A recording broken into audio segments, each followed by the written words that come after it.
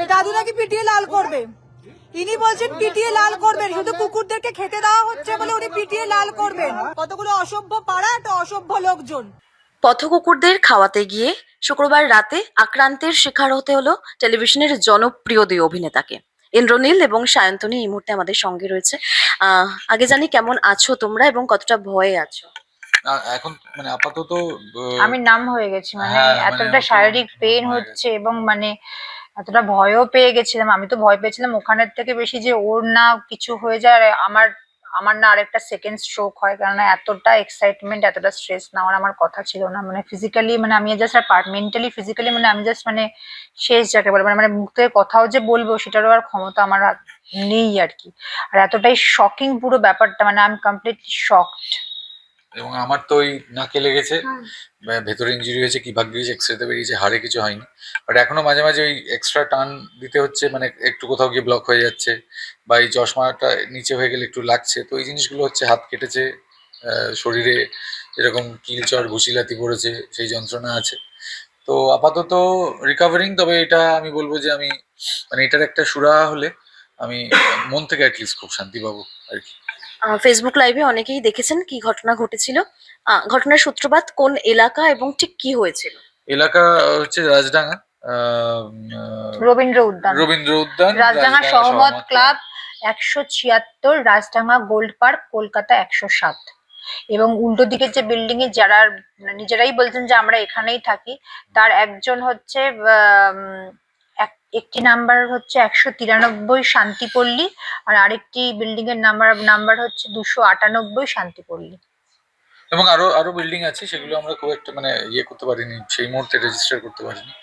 তো এবার বিষয়টা হচ্ছে যে ওখানে গেছি কুকুরদের খাওয়াতে, কারণ আমার বাড়ির নিচের যে বাচ্চা আর কি কালু, ও মারা গেছিল 13 দিন আগে। তো ওই 13 দিন পরে আমরা আর কি এনশিওর করেছিলাম যাতে যারা যারা মানে পথ শিশু আছে তাদেরকে খাওয়াবো, সেটাই আমার মনে হচ্ছে ওর আত্মাকে শান্তি দেবে, এবং আমাদেরও অফকোর্স। কিন্তু সেই করতে গিয়ে এই লাস্ট আমাদের এলাকা ছিল হচ্ছে রাজডাঙ্গা।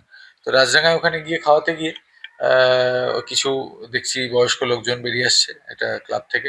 বেরিয়ে এসে হঠাৎ বালতির দিকে তাকিয়ে বলছে, আমাদের বালতি ছিল হাতে, তাকিয়ে বলছে যে এটা কি? ঠিক আছে, আমি যে ভাই বলেছে যে ভাত আর মাংস আছে, আমরা ওই বাচ্চাগুলোকে খেতে দিতে যাচ্ছি। না না, খাওয়া যাবে না, দেওয়া যাবে না, খাওয়ানো যাবে না, কারণ আমাদের এখানে ইয়ে করেছে। ঠিক আছে, মানে প্রচন্ড রকম একটা অ্যাটিটিউড যেন আর কি কোথাকারকে। তো এবার ইয়ে করে বলছে যে না, খাওয়ানো যাবে না, কারণ কুকুর আমাদের কামড়েছে আর মাল্টিপ্লাই হচ্ছে, তাই জন্য খাওয়ানো যাবে না। মানে মোদ্দা কথা হচ্ছে যে না খাইয়ে মারবো।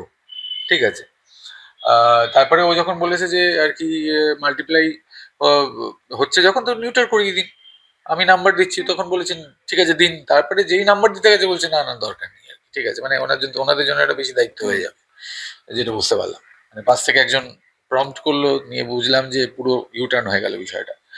তো তারপরে নিলেন না, তারপরে কথা কাটাকাটি এই হতে হতে হতে হতে হঠাৎ দেখি আমার সাথে যে মানে ভাই গেছে, ওকে একটা লাথি মেরে রাস্তায় ফেলে দিল। তারপরে সেটা ফেসবুক লাইভে আছেও আর কি, যে সবাই দেখেছো যে আমরা কথা বলতে বলতে হিটেড ডিসকাশন চলছে, হঠাৎ করেই ওকে লাঠিটা মেরে আর কি রাস্তায় ফেলে মারধর করতে শুরু করলো। তারপরে ওকে বাঁচাতে গিয়ে আমি একজনকে ঠেললাম, তারপরে 10-12 জন আমাকে ঘিরে একটা ল্যাম্পপোস্টের কাছে গিয়ে আমাকে মারধর করতে শুরু করলো। আমাকে বাঁচাতে গিয়ে আবার চন্দন, মানে যে আমার ভাই, ও গেল, ওর পিঠে মারলো।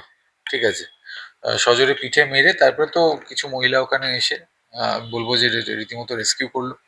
তারপরে আমরা ওখান থেকে বেরোলাম।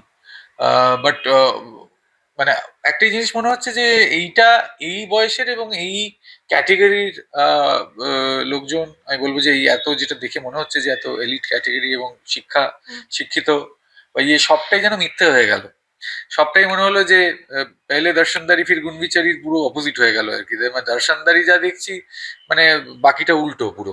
ঠিক আছে, এবং এই বয়সে যেখানে মানে বাবা কাকার বয়সী, এবং আই এম শিওর তাদের নিজের নিজের ফ্যামিলি আছে, নিজের ছেলে মেয়ে আছে, ওয়াইফ আছে, বাড়িতে মহিলা আছে, তারাও কি তাদের সাথে এরকমই আচরণ করে? মানে নিশ্চয়ই ওনাদের এবং তাই জন্য মহিলারা আমাকে সাহায্য করেছেন। মানে একজন পুরুষ আমার গায়ে হাত ড্রাঙ্ক তুলেছে, অবস্থা, মানে কোথাও গিয়ে আমার মনে হচ্ছে ওই মহিলারা ওই জন্যই সাহায্য করেছেন, ওনারাও বোধহয় এতে যথেষ্ট আর কি আক্রান্ত।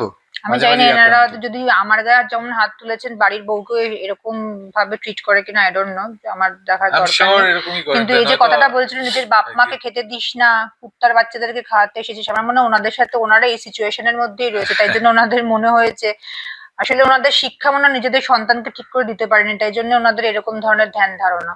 আর অ্যাবসলিউটলি, এবং আমার মনে হয় যে প্রতিনিয়ত এরকমই কাজ করে আসছেন, যেটার ফল ওনারা সাফার করছেন বেসিক্যালি।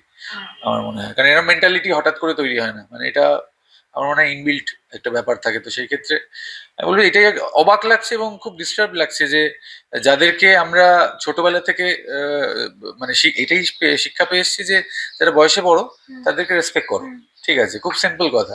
এখন বুঝতে পারছি যে বয়সটার সাথে রেসপেক্টের কোনো সম্পর্ক নেই। যে এইরকম যদি মানে এখন কথাটা হচ্ছে যে আগে রেসপেক্টের যোগ্য হও, তারপরে রেসপেক্ট করবো, সে যে কোনো বয়সী হোক। এই ঘটনার পর স্থানীয় যিনি কাউন্সিলর রয়েছেন তাকে যোগাযোগ করেছো কিংবা পুলিশে ইনফর্ম করেছো? না, ডেফিনেটলি যোগাযোগ করার ইচ্ছে রইলো। পুলিশেও যোগাযোগ করেছি, কারণ অফকোর্স এটা তো আমি বলবো যে তাদের ইনফরমেশনের মধ্যে আনাটা খুবই দরকার। আর আই এম শিওর মানে যে যিনি স্থানীয় কাউন্সিলর তিনি এরকম অন্যায়কে একদমই সাপোর্ট প্রশ্রয় করবেন না, দেবেন না, প্রশ্রয় absolutely, দেবেন না। আর absolutely। কসবা থানা তো আমরা রাতেই গিয়ে কমপ্লেন করেছিলাম, ওনারা সব ভীষণভাবে সহযোগিতা করছেন। এটা কোথাও গিয়ে ওনাদের নাম খারাপ হচ্ছে, তো সুতরাং আমি বলবো যে এটা মাননীয়ের কাছেও আর কি আমি রিকোয়েস্ট করব যে প্লিজ আই মিন একটু এই সিচুয়েশনটা থেকে একটু সিচুয়েশনটা হ্যান্ডেল করতে আমাদের সাহায্য করুন। কলকাতা পুলিশকেও তাই বলবো, কারণ কোথাও গিয়ে আমরা জানি যে আহ, ভালো কাজ করলে নাম হয়, কিন্তু খারাপ কাজ না করলেও বদনাম হয়ে যায় মানুষ আর কি। তো সেই ক্ষেত্রে এটা তো উনি ডিজার্ভ করেন না। তো সেই ক্ষেত্রে সেই অ্যাপ্রোপ্রিয়েট স্টেপস যদি নিয়ে এইটাকে আটকানো যায় এবং এইরকম ধরনের মানুষের মনে যদি একটু ভয় একটু আতঙ্ক ঢোকানো যায়, ঠিক আছে, রিয়েলাইজেশনের কথা ছেড়ে দিলাম, কারণ realisation is a huge expectation from this people. তো সেটা হলে তো সব থেকে ভালো। কিন্তু যদি ওইটা করা যায় তাহলে আমি বলবো যে যারা যারা ফিলিং করায় এরকম ভাবে তাদের কাজটা আরো সহজ হয়ে যায়। কথা বলতে বলতে আমি তোমার হাতে দেখলাম, হাতে এখনো কাটার দাগ রয়েছে। হ্যাঁ, হ্যাঁ, হ্যাঁ। তো এই ঘটনায় অনেকটাই মানে আতঙ্কিত যেহেতু, এবং কোথাও কখনো দেবশ্রী রায়, কখনো শ্রীলেখা মিত্র, তারকাদের সফট টার্গেট বানানো হচ্ছে কি কুকুরদের খাওয়ানোকে আটকে? আমার তাই মনে হয়, কারণ চন্দন যতদিন গেছে কোনো অসুবিধা হয়নি। আমরা গেছি বোধহয় না অসুবিধাটা এমনিতে তো সেটাই। তারকা ছাড়াও তো আমরা এরকম অনেকগুলো ঘটনাই দেখি যে যারা ফিডার বা খাওয়াতে গেছে খাওয়ানো নি তাদেরকে প্রবলেম, তাদেরকে উল্টোপাল্টা গালি গালাজ করা অনেক কিছু। আমি ফেসবুকেও ইনফ্যাক্ট অনেকের না, কমেন্ট দেখলাম। ওখানেও আমি একটা শুনলাম যে পাশের লোকজন বলছে যে এরা রেগুলার, এদের খুব বার বেড়েছে, রেগুলারলি কিন্তু এরকম প্রবলেম ক্রিয়েট করে, ঠিক আছে। আমার ফেসবুক লাইভেও অনেকের আমি কমেন্ট দেখলাম, এত যদি প্রেম থাকে নিজের বাড়িতে গিয়ে খাওয়ান, এদেরকে Standard এরা একটা মানে খাওয়াবেন না, copy রাস্তায় paste remark এরা হয়ে গেছে। কামড়ায় এই করে। তাহলে পরে আপনি যখন এতটাই সমাজ সচেতন, সবার আগে বাইরে বেরিয়ে যারা এই যে গুন্ডামো করছে, পকেট মার, চোর ছ্যাচোর, রেপিস, তাদেরকে ধরুন না, তাদেরকে বলুন রাস্তায় বার করবেন না, মানে তাদের জন্য আপনারা কিছু স্টেপ নিন, নয় তাদেরকে নিজেদের ঘরে রেখে দিন। তাদেরকে নিজেদের ঘরে রেখে দিন, তাদেরকে কনফাইন করুন। আর এই যে সবথেকে বড় কথা যে বলছেন রাস্তা নোংরা হয়, আমি তো অনেককে দেখেছি হাই রাইজ বিল্ডিং থেকে স্যানিটারি ন্যাপকিনটাও যে ডাস্টবিনে ফেলতে হয় সেটুকু সেই শিক্ষা নেই, নেই। সেটা নিচে ছুঁড়ে ফেলা হয়। মার্সিডিজ গাড়ি থেকে আর কি দেখছি যে মার্সিডিজ দরজা খুলে পানির পিক রাস্তায় পানের পিক রাস্তায় ফেলছেন, তো এই তো আপনাদের হচ্ছে শিক্ষা। আর যদি খাওয়ানোর কথাই বলেন, আপনারা তো রাস্তায় দাঁড়িয়ে তো দেখতে পাচ্ছেন এইচএস কল আসলে বা রাস্তায় দাঁড়িয়ে যেখানে সেখানে আপনাদের বাথরুমও হচ্ছে, পানের পিক ফেলছেন, নোংরা ফেলছেন। তো এগুলো যদি করা যেতে পারে তাহলে পরে কতগুলো অবলা শিশু রাস্তায় দাঁড়িয়ে খেতে পারে। আপনারও যেমন জায়গাটা, আপনার বাড়িটা আপনার, ওরাও যেখানে রয়েছে সেটা ওদের জায়গা, সেটা ওদের বাড়ি, আপনার কোনো অধিকার নেই সেখান থেকে ওদেরকে সরিয়ে দেওয়ার।